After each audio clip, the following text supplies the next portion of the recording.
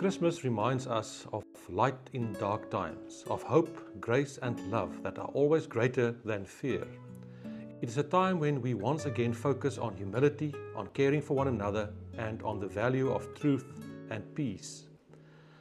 But we must also be honest. Worldwide, the message and values that Christmas stands for are increasingly being questioned, distorted, and even attacked. Christian faith, family, respect, and moral principles are being placed under pressure. Precisely for this reason, it is now more important than ever that we stand firm, live out the true meaning of Christmas. May we not only celebrate Christmas, but defend it and live it.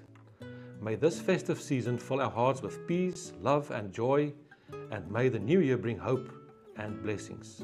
Blessed Christmas.